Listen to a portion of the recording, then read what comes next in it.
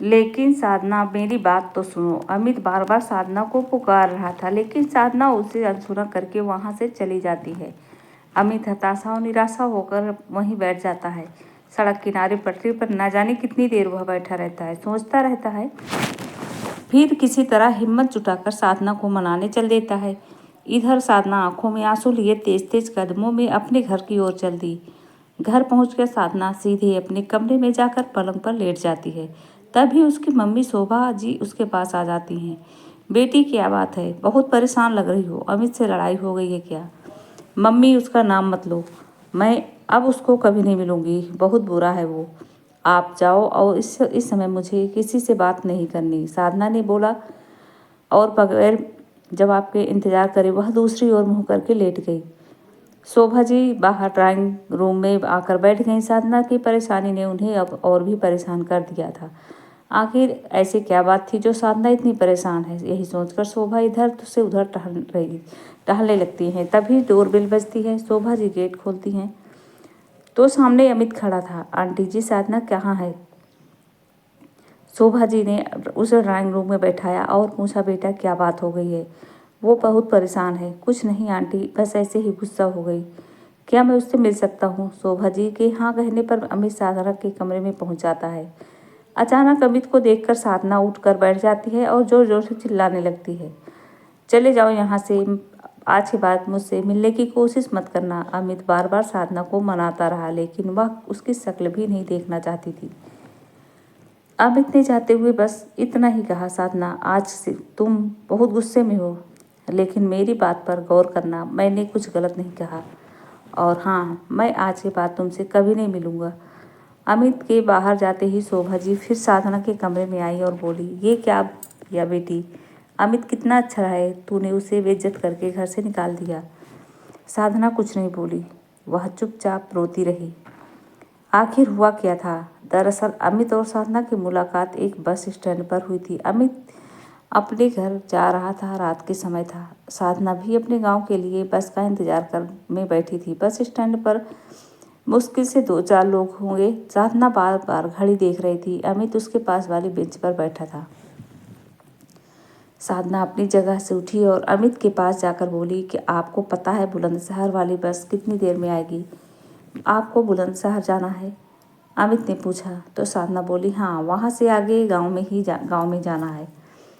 अमित ने कहा, मेरी बात मानिए तो वापस चली जाइए। यहाँ बस का कुछ पता नहीं है कब आएगी। रात ज़्यादा हो रही है। अगर बस आ भी गई तो रात को 2 बजे आपको बुलंदशहर उतारेगी। रात में गांव कैसे जाएंगे? सुबह की बस पकड़ लेना। साधना डर गई। मेरा कोई ठिकाना नहीं है।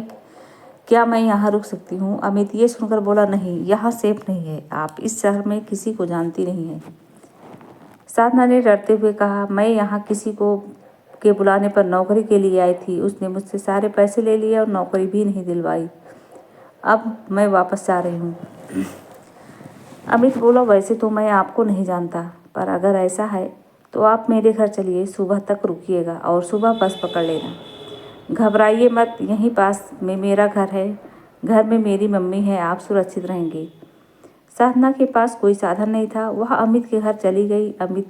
अगले दिन वह जब जाने लगी तो अमित ने उसकी पढ़ाई के बारे में पूछा और उसे अपने ऑफिस में नौकरी की बात करने के लिए कहा।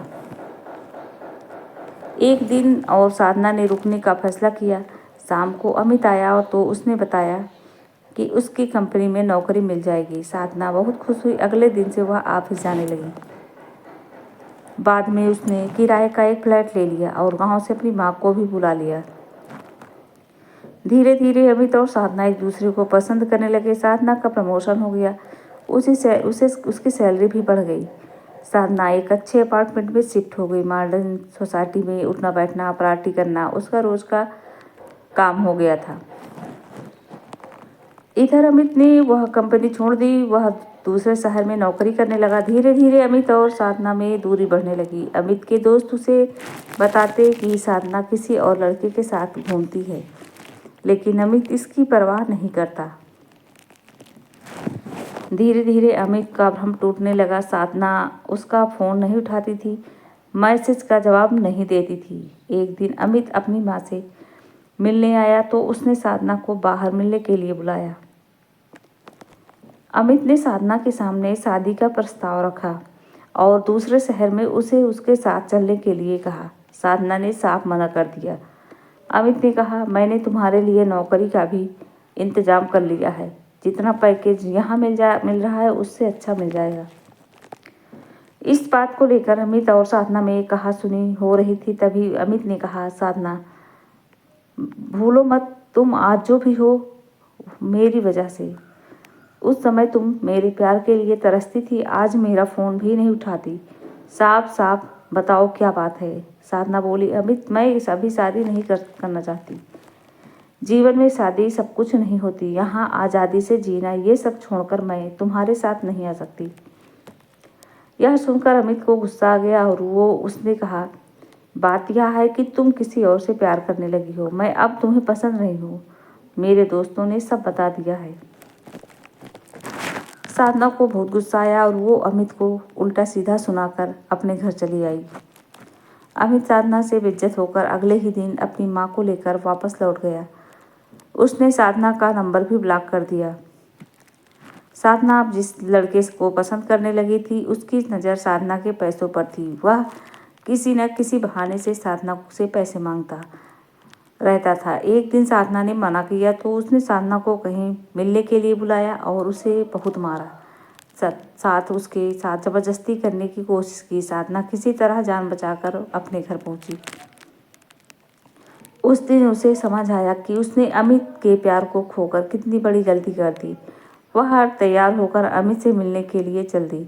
जब वह अमित के घर पहुंची तो पता चला कि साधना के घर से आते ही समय अमित कार ड्राइव कर रहा था।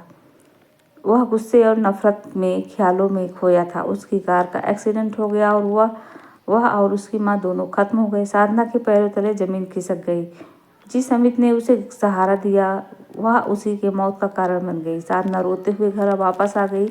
अपनी मम्मी से कहा, मम्मी गांव वापस चलो, अब मैं यहाँ नौकरी नहीं कर पाऊँगी न शादी। तो दोस्तों वीडियो कैसी लगी कमेंट करके ज़रूर बताइएगा। पसंद आएगी तो लाइक कीजिएगा, शेयर कीजिएगा और चैनल को सब्सक्राइब जरूर कर दीजिएगा। मिलते हैं नेक्स्ट वीडियो में। आज की वीडियो यहीं पर एंड करते हैं।